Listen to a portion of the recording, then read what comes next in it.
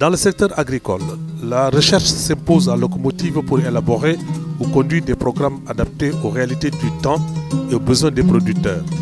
Et depuis 1974, ISRA fait école dans le continent à travers ses labos de référence et ses résultats de recherche approuvés dans les centres académiques. Le DG fait des visites périodiques pour s'enquérir de l'état des lieux. 1974-2014, voilà 40 ans que l'ISRA a été créé pour accompagner la productivité agricole. 5 pôles de recherche assurent le maillage du secteur primaire dont le CROD. Le CROD, c'est un centre qui est spécialisé dans tout ce qui relève de l'halieutique, c'est-à-dire de la pêche maritime, de la pêche continentale et de l'aquaculture. Cette visite nous a fait énormément plaisir parce qu'elle nous a permis de partager nos préoccupations avec la direction générale de l'ISRA. Et dans l'ensemble, ça a été concluant parce que la plupart des problèmes qu'on a eu à évoquer ont trouvé soit des solutions, soit des ébauches de solutions. Le directeur général, Dr Alioune Fall, entouré de ses proches collaborateurs, fait des visites périodiques pour constater les suites et s'enquérir des difficultés éventuelles. Sur le bateau Itaf Dem, après la visite. L'ISRA a connu, depuis sa création en 1974, 3 règlements d'établissement. Nous venons de faire ce qu'on peut appeler un bond en avant, en ce qui concerne les avantages conférés au personnel de ce bateau. Et je crois qu'ils en sont très conscients. C'est cela qui explique leur enthousiasme et leur volonté à relever le défi que leur a assigné l'État. Donc le bateau Itaf Dem, sur lequel nous sommes, a du personnel navigant. Et ce personnel a des conditions assez spécifiques de travail. Il faut les considérer et les étudier pour permettre aussi de leur permettre d'être dans les meilleures conditions de travail. Nous venons juste de signer la convention avec les travailleurs qui sont sur ce bateau. Et je pense que ça a été une longue négociation. Tout le monde s'y retrouve et nous allons essayer encore de faire plus chaque fois que c'est possible. Au Centre national de recherche forestière, le DG a rencontré le personnel et visité la pépinière des arbres fruitiers sauvages domestiqués. Les recherches que nous avons menées nous ont permis de raccourcir le cycle de production de certaines espèces. Par exemple, quand je prends le cas du bouy, le baobab, c'est un arbre qui, dans les conditions naturelles, met une vingtaine d'années avant de commencer à fructifier. Les travaux que nous avons entrepris nous ont permis de raccourcir ce cycle à 6 ans. On est dans un contexte de ressources rares, donc on ne peut pas s'attendre à avoir, disons, tout ce que nous voudrions, ou que nous aurions aimé avoir, mais on est sur la bonne voie. Comme partout, les questions scientifiques, administratives et sociales étaient au menu des débats. Au niveau du laboratoire national de productivité végétale, Dr Yassine réagit. Il a rencontré le personnel, c'est quelque chose que nous saluons. Je pense que le personnel est très content. L'idée de cette visite, c'est d'abord de voir l'état d'avancement de nos réalisations, donc au niveau de la recherche, mais également voir l'état de ce partenariat. Partenariat pour la recherche, partenariat public-privé, partenariat avec les producteurs.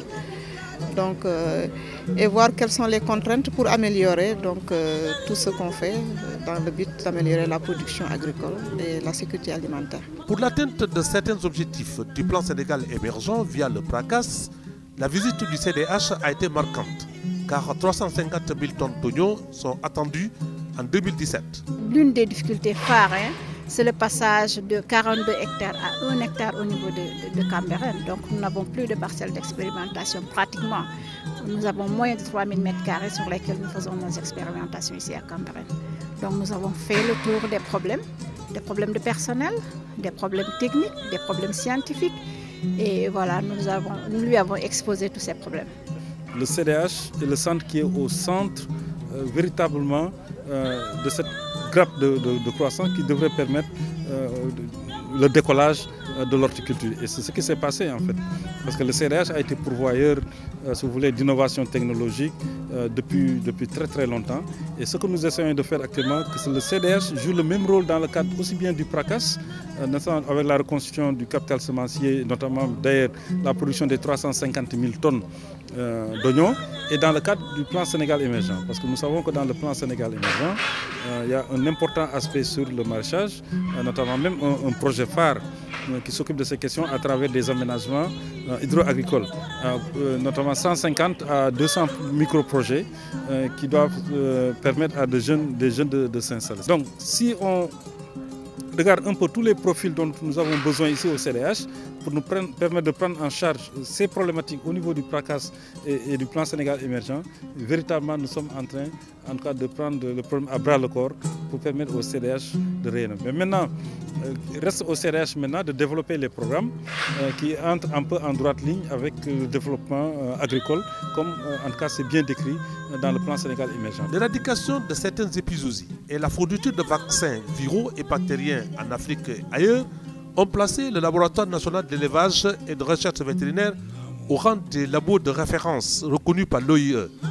En 2014, 20 millions de doses de vaccins ont été créées pour 900 millions de francs CFA. L'ISRA doit mettre à la disposition du ministère de l'élevage et des services vétérinaires à environ 60 millions de doses. Donc nous sommes à 20 millions, il nous faut encore 3 fois plus de production pour accomplir ces besoins. Et donc nous avons, avec ce souci que nous avons, cette ambition que nous avons de moderniser l'unité, de pouvoir arriver à cet objectif de permettre aux services vétérinaires de vacciner 80% du cheptel et contrôler les principales maladies qui sévissent actuellement dans la région. Et nous travaillons actuellement avec le ministère de l'élevage, avec l'appui aussi du ministère de l'agriculture et de l'équipement rural, avec des partenaires pour qu'on ait un laboratoire P3 ici au niveau du LENERV, pour que les vaccins qui seront produits soient véritablement faits dans des atmosphères confinées, parce qu'il ne faut pas oublier que c'est des souches, c'est des virus qui sont là, que nous manipulons pour pouvoir faire les vaccins. La confiance n'exclut pas le contrôle, et pour manager à bon port, après l'impulsion et la coordination, un contrôle périodique s'impose. Pour illustrer, un comité scientifique et technique qui regroupe d'éminents chercheurs en provenance de plusieurs institutions supérieures dans le monde analyse les résultats et valide les programmes en perspective.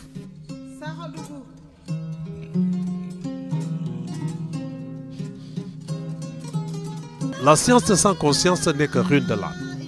Dès lors, la recherche et la production doivent s'allier pour le développement de l'agriculture, l'élevage, la pêche, la foresterie, entre autres, face aux aléas du climat. Et pour la pertinence du choix des besoins et l'efficacité dans leur application, un comité scientifique et technique a été créé pour analyser le bilan et valider le programme en perspective. Nous venons d'entreprendre, pour votre information, 2 grands chantiers. Le premier, c'est le renouvellement du personnel à la retraite, notamment vieillissant, entre guillemets. Dans ce contexte budgétaire d'austérité, se fait à travers le recrutement de 70 allocataires de recherche au niveau thèse et master et 40 stagiaires affectés aux postes techniques, administratifs et comptables pour appuyer les programmes. Leur sélection a été effectuée à partir des résultats scolaires et universitaires des meilleurs élèves et étudiants issus des meilleures écoles de formation du pays, en toute transparence et donnant la chance à chaque Sénégalais. Le deuxième chantier, c'est l'organisation dans les prochains mois d'un grand forum de la recherche agricole qui permettra de faire le bilan de nos travaux et de renouveler l'agenda de la recherche avec l'ensemble des partenaires techniques et financiers, les représentants des producteurs, des éleveurs et des pêcheurs.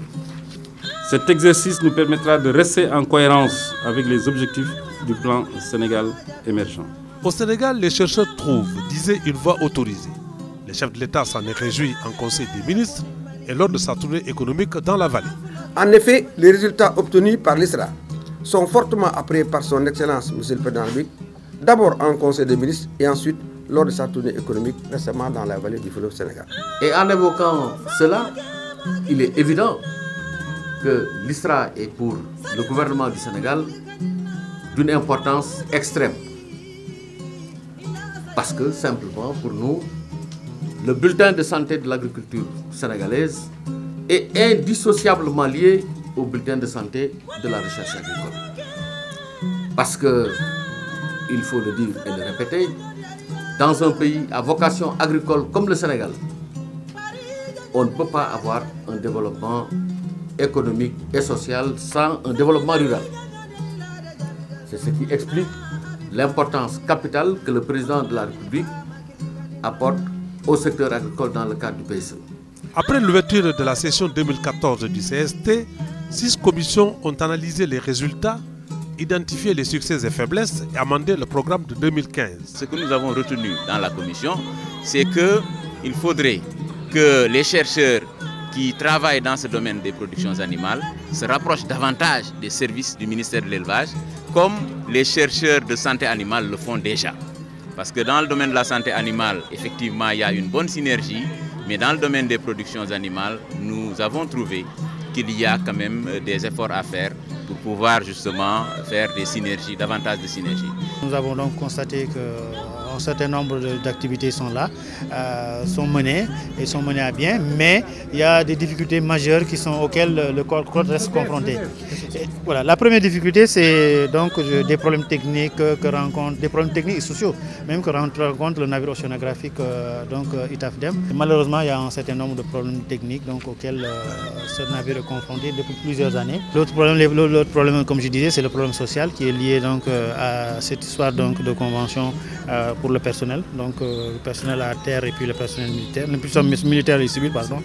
Voilà, et là, il y a une convention qui est actuellement entre les mains de la direction générale de l'ISRA et qui devait être en signature. Auparavant, une visite de terrain a permis aux membres du CST de découvrir le talent et l'expertise des chercheurs sénégalais et approfondir leur diagnostic. Et on voit à travers ce qui nous a été présenté sur toutes les spéculations qu'il y a le souci de prendre en compte justement les avis des destinataires in fine de vos recherches. Et ça, je m'en réjouis. Et de venir sur le terrain, de voir concrètement comment le chercheur, à partir des questions qui se posent, les traduit en expérimentation rigoureusement organisée, obtient le résultat, les interprète et ensuite produit un savoir. Ce savoir ensuite va être, comme j'ai dit hier, organisé de façon intelligente en innovation variétale qui sera à la destination des bénéficiaires. Je suis très content d'être ici et de pouvoir donner mon soutien à tout ce que l'ISRA fait pour le développement de l'agriculture sénégalaise. Vous savez, l'intensification, le développement de l'agriculture, le Sénégal qui nourrit le Sénégal. Hier, on a entendu le ministre et toute l'importance que la recherche agronomique a pour le pays et pour promouvoir l'agriculture familiale du pays. Voilà. Pour nous, la recherche, elle doit être l'affaire de tous. Nous sommes pour une recherche qui est domestiquée, pour une recherche qui est décloisonnée. Mais cette recherche domestiquée et décloisonnée doit être une partie intégrante de ce qu'on pourrait appeler le système d'innovation ou écologie de l'innovation, parce que c'est à partir véritablement de l'agrégation de la contribution des différents acteurs intervenant au niveau de la sphère agricole qu'on arrivera à avoir un impact important. À la fin des travaux, le directeur scientifique a, au nom du directeur général de l'ISRA, rendu un vibrant hommage aux chercheurs et participants. Il a exhorté les uns et les autres au travail. Continuons cette dynamique, présentons des activités beaucoup plus fines, faisons tout pour que nos documents soient beaucoup plus élaborés et on y arrivera. Donc cela veut dire que dès aujourd'hui, dès demain, les recommandations qui viennent d'être faites, on doit les prendre à bras le corps et essayer de trouver des solutions pour en tout cas répondre à ce qui nous a été demandé pour que l'année prochaine, Inch'Allah, le CST puisse constater que nous sommes tous ensemble pour que notre institution soit l'une des institutions phares. Au nom du ministre de l'Enseignement supérieur, le professeur Gaye a clôturé la session en ces termes. Et un des objectifs de la Direction générale de la recherche, c'est de pouvoir quand même mettre en musique, avoir une bonne cohérence entre toutes ces recherches qui se font dans des différentes structures éparpillées. Et pour cela, très rapidement, nous allons organiser, entre guillemets, on dit un atelier qui constituera une sorte d'état général de la recherche. Le directeur général de l'ISRA a remercié les autorités pour leur confiance et souhaite le renforcement du personnel et des moyens face à l'ampleur de la tâche. Mais auparavant, la commission scientifique, technique et financière dirigée par le directeur scientifique se rend dans les centres régionaux et pôles de recherche pour élaborer le programme de travail du comité. Entre autres héritages de l'administration coloniale au Sénégal, figurent en bonne place les centres de recherche agricole et zootechnique, dont celui de Dara, de Kolda, de Saint-Louis et le laboratoire de Anne de référence mondiale reconnu par l'OIE. Le zootechnique de Dara Djolof a été créé dans les années 48, qui s'étend sur une superficie de 6800 hectares La première activité qui a été menée dans ce centre a porté sur l'amélioration de la filière équine. En dehors de cette activité, nous avons joué un grand rôle, donc le centre, dans l'amélioration génétique des ruminants. On a plusieurs services. Au début, vers les années 1972, on n'avait que les activités liées à la santé, à la production animale, avec un volet sélection landama très important. Mais avec les réformes qui sont intervenues au sein de l'ISRA, on a plusieurs services maintenant qui fait qu'on intervient au niveau de la foresterie, de l'arboriculture. Il y a un service agronomique, il y a un service de production fourragère et un service de production de végétaux qui regroupe des spécialistes en phytopathologie et en entomologie. Donc on peut dire globalement que la zone sud, les activités qu'on peut trouver dans les autres zones se retrouvent aussi au niveau de la zone sud. Ça nous permet de couvrir, comme je vous l'ai dit, les 3 départements qui sont Kolda, Tamba et Kédougou. Mais le Sénégal aussi, dont la qualité des ressources humaines fait école dans le continent, a su mettre du haut le flambeau à travers des chercheurs formés à bonne école. Pour ce qui est donc du laboratoire national d'élevage et de recherche vétérinaire, pour 2015, nous avons une vingtaine d'activités qu'on va dérouler. Et ces activités vont être déroulées au niveau donc de 2 programmes. Un programme en santé animale et un programme en production animale. Et qu'au niveau du programme santé animale, nous avons 2 thèmes de recherche et 6 thèmes au niveau du programme production animale.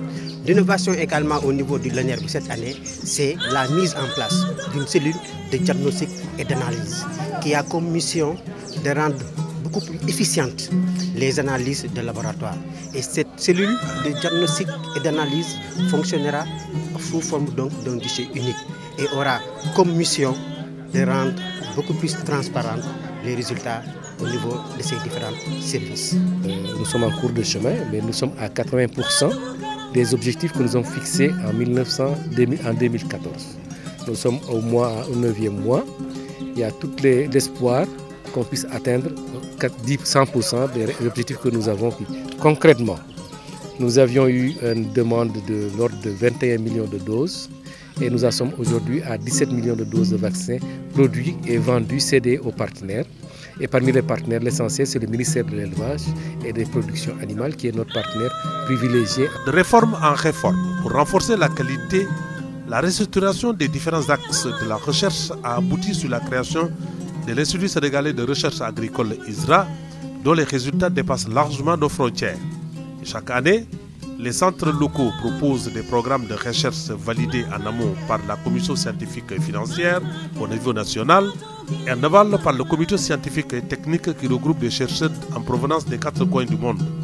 Daha a abrité la première session décentralisée de la commission. Chaque année, donc, tous les centres sont appelés à mener des ateliers de pré-programmation, au cours desquels ateliers les chercheurs rencontrent les collaborateurs, les acteurs, c'est-à-dire ceux qui utilisent les résultats de la recherche pour discuter ensemble des activités à mener pour l'année qui va venir. Donc, après ce premier travail, la Commission nationale de programmation scientifique et budgétaire que je dirige en tant que directeur scientifique va passer donc au niveau de chaque centre et chaque centre va présenter les activités qu'il a retenues avec ses collaborateurs, avec les acteurs, ses utilisateurs de la recherche. Donc, pour qu'on discute ensemble, voir la faisabilité technique, scientifique et budgétaire de ces activités.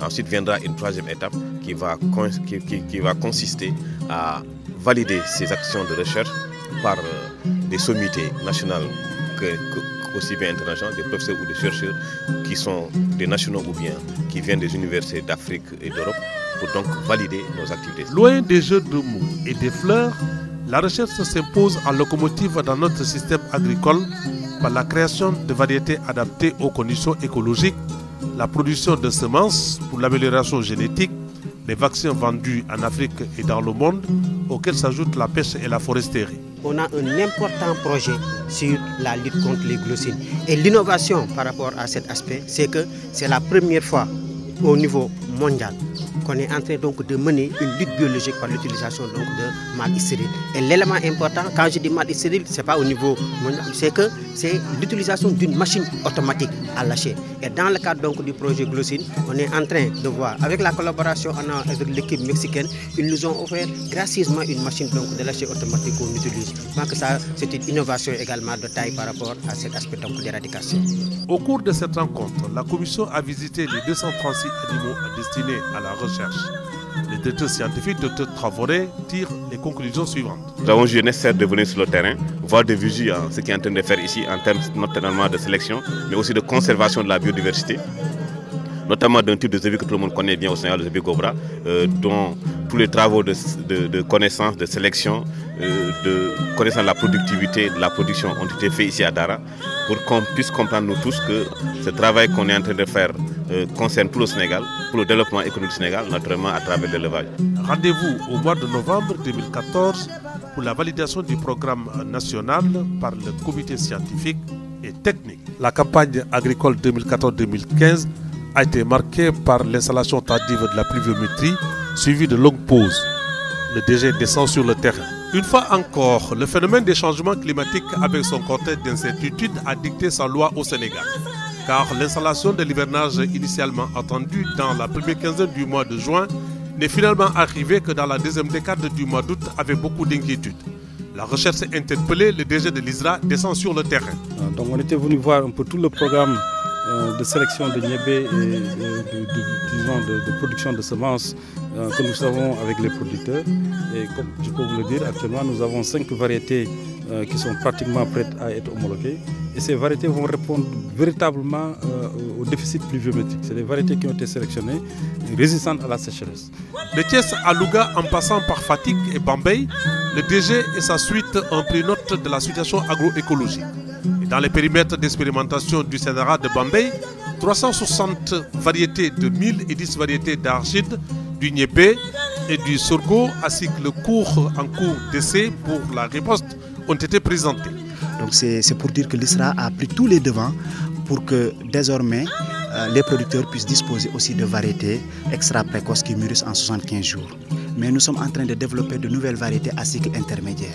Donc à la place des variétés de 120 jours à 125 jours, on est en train de développer des variétés de 90 jours à 105 jours, mais qui ont aussi toutes les caractéristiques en termes de résistance aux maladies dans les zones où habituellement on a un hivernage relativement long. Ici nous sommes dans une parcelle de mil, où donc on est en train d'essayer de créer des variétés de mil en faisant des croisements entre les variétés locales du Sénégal et des variétés extérieures introduites, reconnues par leur précocité, mais dont les rendements sont très faibles.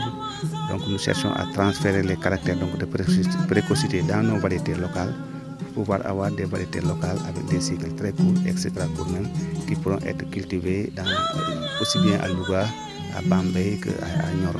Le DG qui a fait une pierre plusieurs coups a visité le labo d'analyse et de conservation du CNRA et il a aussi pris contact avec le personnel. Ici on fait le pH, la conductivité, le carbone, l'azote, la granulométrie, les bases échangeables et la capacité d'échange cationique, les oligo-éléments, les phosphores total et assimilables, le point de flétrissement et la capacité au champ, l'humidité, tout ça là. Ceci nous réconforte également dans la mesure où les efforts que nous sommes en train de faire sont soutenus par la direction générale en affectant un très grand nombre de chercheurs, en nous appuyant dans les infrastructures en mobilité, en matériel roulant, parce qu'on peut faire la recherche sans se déplacer sur le terrain. Et on a été quand même bien doté dans ce sens-là. Et durant cette visite, ils nous ont confirmé qu'ils vont continuer très prochainement à partir du début du mois de septembre à renforcer encore le CNRA en personnel dans les secteurs où on est déficitaire. À Toubarof, Louga et Fatick, un échange avec les coopératives a permis de mesurer le niveau de satisfaction des producteurs du niébé, du riz, sous le contrôle du RESOP et du PAPIL. Mais aussi, il a visité les exploitations de Mam Tierno Mbake. Aujourd'hui, le PAPIL est en train, en collaboration avec l'ANCAR, de mettre en place des coopératives. Ces coopératives s'approvisionnent en semences au niveau de l'ISRA, les pré-bases et les bases. La problématique qui nous réunit aujourd'hui autour du riz, donc je crois que le Sénégalais, maintenant avec le riz c'est très clair, on veut tendre vers l'autosuffisance en riz. Tendre vers l'autosuffisance en riz, notamment comme décliné dans le programme de relance et d'accélération de la cadence en agriculture, c'est arrivé en 2017 à l'autosuffisance. Et ça, nous l'avons dit partout, la riziculture pluviale doit jouer 40% de la production totale en matière de riz au Sénégal. Donc imaginez, aujourd'hui on est à 5 tonnes à l'hectare, comme les producteurs vous l'ont dit. Imaginez que la formation, le renforcement de capacité, ces producteurs qui sont dans ces zones arrivent ne serait-ce qu'à 3 tonnes à l'hectare. Et cible 5 tonnes à l'hectare, vous comprenez? 200 000 hectares, vous multipliez par 5 déjà, on est à 1 million de tonnes. Alors que le Sénégal vise 1 600 000 tonnes à l'horizon 2017 pour avoir l'autosuffisance en riz. Globalement satisfait, le DG a fait des recommandations et puis note des doléances. Il faut changer de méthodologie, il faut changer de système de dissémination de ces résultats. C'est pour ça que c'était très important, la rencontre avec tous les partenaires, pour voir un peu comment on peut accélérer encore cette dissémination. Les plateformes d'innovation, notamment le Integrated Research for Agriculture, comment on peut diffuser de manière inclusive les résultats de recherche, en tout cas aux bénéficiaires finaux que sont les producteurs, les passeurs, les éleveurs, en tout cas tous les bénéficiaires avec qui l'ISRA travaille. Je crois qu'on a beaucoup discuté de ces questions et certainement dans un très prochain avenir, nous allons aller vers un forum de la recherche, pourquoi pas, pour essayer de recentrer toutes nos activités et bien entendu prendre en charge la problématique et la demande posée par nos partenaires privilégiés. Rappelons que dans certaines zones, les mil en épiaison et l'arachide en floraison, et dans l'ensemble, une bonne levée a été constatée et il ne reste qu'à formuler des prières. Serigne Mame Thierno Mbacké l'a fait pour des pluies utiles.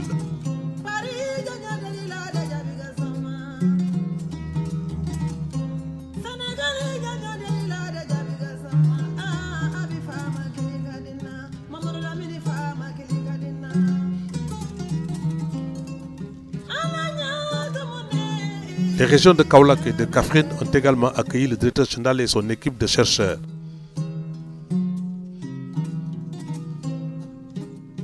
Donc si vous regardez l'arachide que je viens de dégousser comme ça, vous vous rendez compte effectivement que nous avons atteint la maturation. Donc les graines sont bien détachées. Pour reconstituer son capital semencier, l'État du Sénégal, à travers le ministère de l'Agriculture, a fixé des orientations à l'Institut sénégalais de recherche agricole conformément aux normes de la CEDEAO. L'ISRA actuellement est en train de mener ce programme de reconstruction du capital semencier et comme vous pouvez le constater, si l'objectif c'était de 40 tonnes et cette année-ci c'était de 65 tonnes, nous avons pratiquement dépassé ce niveau-là parce que, il faut le dire, nous sommes presque à 80 tonnes de semences pré-base, niveau G3, que nous allons donner aux producteurs pour qu'on puisse reconstituer entièrement le capital semencier. En réponse, l'ISRA a créé des variétés de mil souna, de sorgho, de maïs, de l'arachide et du sésame, entre autres spéculations en cours d'essai ou multiplication. Et doit résister aux maladies et aux déprédateurs et donner de hauts rendements. Ici, c'est parmi ces 369, on a tiré 38 que nous avons croisés avec 2 femelles et on a obtenu au total donc 76 hybrides qui sont évalués ici à Bambey, à Nioro, à Sinthiou-Malem et à Louga. Vous voyez, quand l'eau dit qu'il peut espérer 3 tonnes à l'hectare, vous pouvez voir que nous, certainement, on va dépasser ça. Nous cherchons à savoir la tolérance des nouvelles variétés de sorgho sans tanin créées par rapport aux principaux insectes ravageurs du sorgho. On avait fait un essai l'année dernière et on voulait confirmer pour cette année. Au-delà de la santé phytosanitaire, il faut des rendements de haut niveau pour la consommation et la mise en marché. D'où la nécessité de reformuler les fertilisants. Le maïs est à l'honneur. Et de ce cas, nous avons ici 6 traitements répartis en 6 répétitions. Chaque répétition comprend donc les 6 traitements dont je vous ai parlé, c'est-à-dire le traitement 0, où il n'y a absolument rien. On enlève le N, on met le P et le K. On enlève le P, on met le N et le Q. Et on enlève le Q, on met le N et le P. On fait la dose recommandée et on essaie de voir est-ce qu'en augmentant un peu le N, en laissant les autres initialement, qu'est-ce que ça donne? Est-ce qu'on augmente le P? Est-ce qu'on augmente le P? Et du coup, donc, ça nous fait 9 traitements que nous sommes en train de tester ici, dans la zone de Nioro. Si les aléas climatiques Autrement dit, le déficit ou l'abondance de la pluviométrie sont tolérants pour certaines spéculations dont le ressémie est facile. Les conséquences sont très néfastes pour l'arachide. Et pour faire face à ce phénomène, des variétés en solo et en collection sont à l'essai. Les principaux objectifs, c'est la résistance à la sécheresse, la résistance aux maladies et la dormance. Et c'est une collection de variétés issues de l'ensemble au niveau international. C'est des variétés à cycle intermédiaire et long. Il y a la 8206, la 7333, la 10901, la GR11920, la 7327, la 7328, le PC112 et le H7510. Il y a aussi 2 essais à l'intérieur de cette parcelle. Un essai pour tester les variétés qui sont résistantes aux maladies. Il y a aussi un essai pour tester les variétés qui sont résistantes à la sécheresse. Le transfert de toutes ces technologies fait appel à un partenariat. Le PAFA et l'ONG Symbiose sont quelques alliés de l'ISRA dans le bassin arachidier. Cela vraiment témoigne de l'importance vraiment du partenariat qui lie l'ISRA au PAFA. Donc depuis des années, nous avons noué un partenariat quand même qui est vraiment un partenariat gagnant-gagnant. D'autant plus que vraiment l'ISRA, nous le considérons comme un partenaire vraiment stratégique. Il y a d'autres partenaires qui viennent maintenant même accompagner le processus. Aujourd'hui, il y a le PAM, avec qui on a pu réaliser une digue de retenue d'eau dans le Djigimar. Et je pense que d'ici l'année prochaine, on va augmenter même les surfaces. Cette année, à titre expérimental, on est sur 20 hectares dans la vallée de Truc. L'équipe dirigée par le Dr Alioune Fall est allée constater sur le terrain le comportement des cultures et s'enquérir des difficultés éventuelles. Une visite de courtoisie a été rendue au gouverneur de Kaolack et de Kaffrine et le sous-préfet de Nganda a participé à la tournée. Quand le ministre parlait de variétés à cycle court, les gens se posaient des questions. Et je dois vous apprendre qu'il y a 15 jours, dans cette zone, le maïs est récolté et consommé. Ce qui découle en réalité des résultats des recherches déjà aujourd'hui entreprises par l'ISRA et les chercheurs. Ça veut dire qu'au Sénégal, nous avons des chercheurs qui trouvent. À l'arrivée, nous devons pouvoir reconstruire le capital semencier et donner aux producteurs véritablement le tiers de la demande en semences que l'État s'est engagé à donner et que les producteurs aussi, qui n'oublient pas, eux aussi, ce qu'on appelle les réserves personnelles, qui à la limite tendent à disparaître dans le langage même des producteurs. Il faudrait que les producteurs comprennent que l'État ne peut pas donner 100% des quantités de semences. L'État donne un tiers, le tiers de la demande, et c'est à eux de compléter avec les 2 tiers. Les périmètres maraîchers des femmes de Taïba-Niarène et le site de la station de Boulel ont également été visités.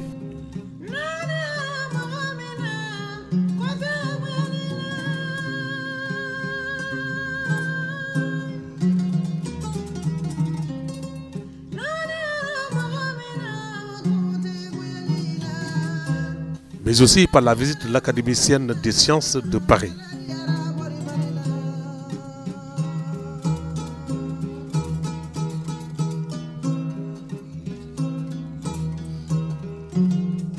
L'excellence de la coopération bilatérale entre le Sénégal et la France s'est une fois de plus illustrée dans le domaine scientifique par la visite de membres de l'Académie des sciences de la France, la secrétaire perpétuelle.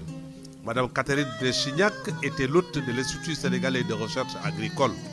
Elle a visité les différents pôles de recherche et échangé avec des jeunes chercheurs encadrés par les anciens.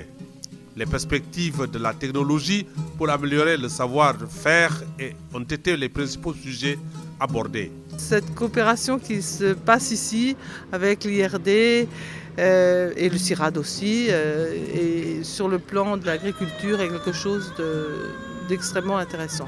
Pour les jeunes chercheurs, il ne faut pas penser que tout jeune chercheur qui sort de l'université n'est pas un chercheur qui doit automatiquement faire de la recherche. Les jeunes qui sortent de l'université doivent avoir des métiers d'innovation, des métiers sur le terrain, parce que dans un pays, il faut que tout le monde contribue et tout le monde ne fait pas de la recherche parce qu'au fond, c'est difficile de faire de la recherche toute sa vie. Il faut savoir en faire un peu à un moment donné de sa vie, puis savoir faire autre chose après. Madame Catherine Bréchignac et sa délégation ont savouré l'hospitalité légendaire sénégalaise, autrement dit la teranga sénégalaise, par une remise symbolique de cadeaux. Dans son mot de bienvenue, le DG a souligné à l'académicienne les préoccupations des jeunes chercheurs qui ont hâte de s'affirmer d'être renforcée en capacité nouvelle et de disposer des moyens. Renforcer l'axe nord-sud qui commence à être galvaudé d'ailleurs. Quand on parle de nord-sud, bon, il faut garder le côté relation et le côté partenariat. Nous savons que l'Afrique a véritablement sur l'échiquier mondial un avenir très certain. Parce que tout le monde sait qu'en Afrique, il y a la jeunesse, il y a les terres, il y a tout ça. Je crois que dans le cadre de cette coopération, il faudrait qu'on fasse en sorte qu'on ait une véritable coopération scientifique. Et cette véritable coopération scientifique doit être des germes pour véritablement atteindre des niveaux de productivité tels que nous essayons, en tout cas que nous arrivons à régler l'autosuffisance dans nos zones en termes de culture et que aussi qu'on puisse générer des recettes, surtout des revenus pour les producteurs et faire en sorte aussi que les couches les plus défavorisées, notamment les couches vulnérables, qui puissent se retrouver un peu dans ce cadre de coopération. Donc les technologies, et ça il faut beaucoup parler de technologie parce que c'est des questions de diffusion et de valorisation de technologies. Et ce que Mme Brignac nous offre aujourd'hui, c'est véritablement dans des cadres de partenariat, voir comment valoriser ces technologies. Une remise de cadeaux à Mme Catherine et un cocktail ont mis fin à la visite de la secrétaire perpétuelle de l'Académie des sciences.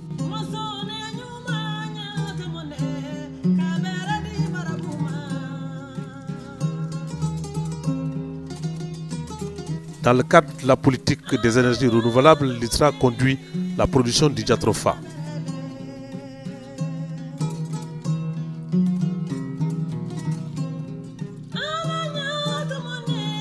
Dans un monde de consommation, l'énergie occupe une place importante pour le bien-être des populations. Mais les limites de l'énergie fossile par la répartition inéquitable du pétrole sur le globe et sa distribution perturbée par la fluctuation du dollar obligent une réorientation vers les énergies renouvelables. Le Sénégal crée une agence nationale pour y faire face. Nous avons mis à la disposition de l'ISRA un montant de 30 millions qui va lui permettre de développer des plans, la production et la distribution de plants de jatropha à travers tout le Sénégal, donc à travers l'ensemble des producteurs locaux. Entre autres composantes du programme de développement des énergies alternatives adoptées, l'État cible le jatropha et confie la production à l'ISRA. Donc aujourd'hui, nous sommes venus signer le protocole pour continuer le travail que nous avons commencé depuis un certain nombre d'années dans le processus de production de plants de jatropha pour la production de biodiesel à partir des graines de jatropha. Donc avec le jatropha, ça demande du temps. Il faut triturer les graines, en faire de l'huile de jatropha, or que le Sénégal ne le connaît pas pour le moment.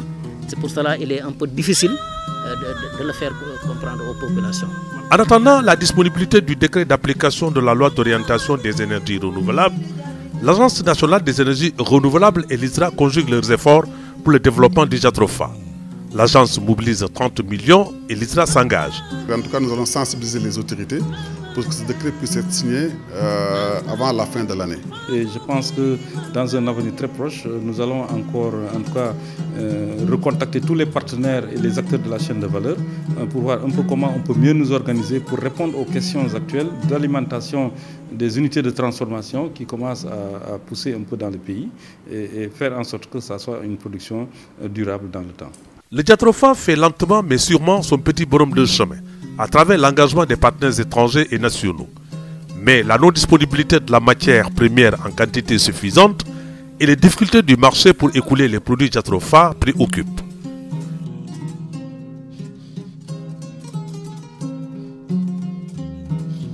À présent, suivons un film sur les changements climatiques.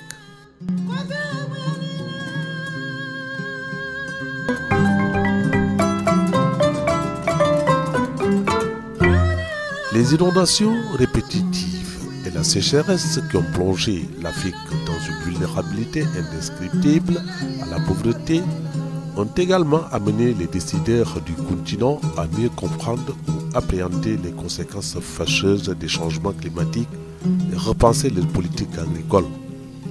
C'est entre autres sens du programme CECAF-USN financé par GRISAD sur 10 ans. En Afrique de l'Ouest, 5 pays ont accueilli ce projet. Le Burkina Faso, le Ghana, le Niger, le Mali et le Sénégal qui souffrent des maux identiques des changements climatiques dont la thérapie peut être mutualisée. 5 pays, on a ces deux types d'aléas climatiques. Ça veut dire que si nous sommes en mesure d'identifier des stratégies au niveau des communautés de Kaffrine, comment ils s'adaptent aux inondations. Ces stratégies peuvent être transférées au Ghana s'ils n'ont pas les mêmes stratégies. Pour dire, à Kaffrine, les gens réussissent à lutter contre les inondations. En faisant ça, vous aussi, vous pouvez les appliquer chez vous et voir si ça peut vous aider. Donc, de manière claire, en un an de travail, on a réussi à identifier ces deux aléas climatiques qui sont communs à tous les sites où on travaille. Et donc, l'idée de travailler sur plusieurs pays, c'est de créer la mutualisation parce que les pays se ressemblent à un certain moment. Il y a des différences, mais si on peut mutualiser les ressemblances, on gagne en temps au lieu que chaque pays cherche à inventer de nouvelles manières de faire alors qu'il y a une manière de faire ailleurs. Devant l'impuissance des communautés de faire frontalement face au phénomène, il faut des mesures de capacitation des producteurs à la base afin qu'ils s'approprient de toutes les bonnes pratiques de lutte contre les changements climatiques pour la mise en œuvre d'un paquet technologique, notamment des semences d'arachide, mil et maïs adaptés aux conditions climatiques, les semis à bonne date, l'épandage d'engrais à temps utile, l'entretien des cultures, tout en respectant le bulletin météo. Après 2 ans d'expérimentation dans les villages d'Ongui, de Toun, les acteurs ont évalué les succès et faiblesses et d'identifier les pistes d'élargissement du projet. La recherche met à la disposition des producteurs tout un paquet technologique donc, qui concerne les pratiques culturelles, les semences, le type de semences qu'il faudra. La recherche avec l'ANACIM met à la disposition des producteurs l'information climatique, qu'on les forme pour qu'ils puissent utiliser l'information climatique. On met à leur disposition également d'autres techniques qui leur permettent de diversifier. Donc on a introduit l'élevage dans leurs activités qui lui permettent de diversifier ses activités. Et en dehors de ces paquets technologiques, on essaie également de renforcer leurs capacités, donc de les former donc, sur ce que c'est que les changements climatiques, quel impact ça peut avoir au niveau de leur milieu, sur l'importance des ressources naturelles, donc comme la gestion des forêts, comme la gestion des ressources en eau, la gestion des ressources en sol, que pour qu'ils arrivent vraiment à avoir une prise de conscience pour savoir qu'ils utilisent ces ressources, mais également ils doivent les préserver pour leur génération future. Le projet vise le changement de comportement. Comme on l'a dit, on a beau mettre en place des projets. Si les gens ne changent pas leur comportement par rapport aux ressources naturelles, par rapport à la gestion des ressources naturelles, donc on ne pourra pas s'adapter. Donc c'est ce que le projet met en avant. Bien sûr, on leur apprend des techniques et tout, mais dans tout ça également il y a l'approche intégrée qui permet au producteur de prendre conscience que c'est à lui-même donc de changer, de gérer ses ressources. L'environnement est une compétence transférée aux collectivités locales. La commune de Kaffrine et le conseil régional se réjouissent d'accueillir un tel projet dans leur circonscription qui va réguler ou rénover les pratiques culturelles et booster le développement de l'agriculture à Kaffrine. La commune de Kaffrine a mis à la disposition des techniciens et experts qui évoluent dans le domaine des changements climatiques et dans le domaine de la promotion d'une agriculture adaptée aux réalités géoécologiques. Tous ces moyens, dont la radio communautaire qui permet de partager en temps réel les informations météorologiques et les conseils en matière de maîtrise des données agricoles, que ce soit les types de semences, que ce soit les préventions de pluies, de catastrophes. Et nous pensons que l'expérience qui est en cours à Ngui et à Toun gagnerait à être démultipliée dans toute la région de Kaffrine, que ce soit dans le département de Malémoda, dans le département de Koungheul, car la région de Kaffrine est une région extrêmement intéressante en matière de concentration de toutes les réalités climatologiques du Sénégal. Et nous encourageons cela et souhaitons que cette démarche inclusive qui est mise en œuvre depuis le début soit pérennisée et que demain, avec l'avènement de l'université du Sine Saloum, qui a une vocation agricole et d'élevage ou développement rural, qu'il existe à Kaffrine une plusieurs zones d'expérimentation de la recherche agricole ou de la recherche purement climatologique. ñun waa Kaffrine région de Kaffrine yëpp dañuy am mbégte si projet boo xam ne Sénégal dafa bokk ak yeneen réew yu mel ni Mali Burkina Faso ñu di ko installé Sénégal tànn région Kaffrine dañ si am mbégte boo xam ne nii dafay firndeel ne effectivement suñu région bi muy Kaffrine vraiment mbéy dafa am njëriñ fii te mbéy dafa am njëriñ pour Sénégal également donc lu ñu mun lu muy sant ñëpp gërëm ñëpp ñoo xam ne nii teew nañ fi surtout partenaires yi nga xam ne ñoo fi indi projet bi. Le projet sur les changements climatiques a apporté beaucoup de changements dans les pratiques anciennes, mais aussi de professionnalisme dans les nouvelles approches du développement de l'agriculture face aux aléas du climat.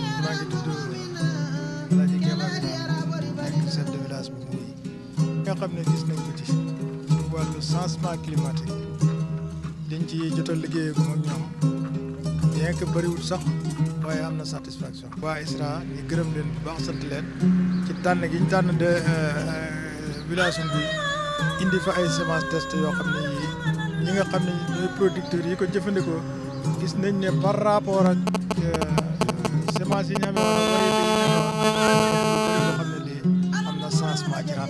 Matar si man maa ngi yëngu ci projet ISRA bi ndax bañ fa ñëwee ci ña leen dalal ci laa bokk borom dëkk leen dalal boole ma ak ñoom biñ ma boolee ak ñoom dénk nañ ma pour ma dox seen diggante ak nit ñi tool yi danaa ci dem di natt ku fa wàcc it man ngay àndat ñu dem ci nit ñi bu fekkee sax borom tool bi amul jot ma ànd ak ñoom direct jaari ca tool ba ñu def ca lañ ca war a def bu dee visite buñ fay visite bu dee natt carré rendement bi bu dee natt bi ñu natt tool bi pour carré bi liñ fi nattoon bu borom tool bi amul jot sax dama koy demal rek pour suqali borom tool bi pour ñoom it ñu bañ a tardé seen liggéey comme ni ñëwee wékku ci man. Certes, le projet a permis aux hommes d'avoir une nouvelle lecture de la gestion du temps de travail dans les champs, mais à côté, les femmes ont bénéficié d'activités génératrices de revenus. man maa ngi tudd Satou Ndaw di liggéey ci projet ISRA ñu def atelier bi ba pare nawet bi dugg si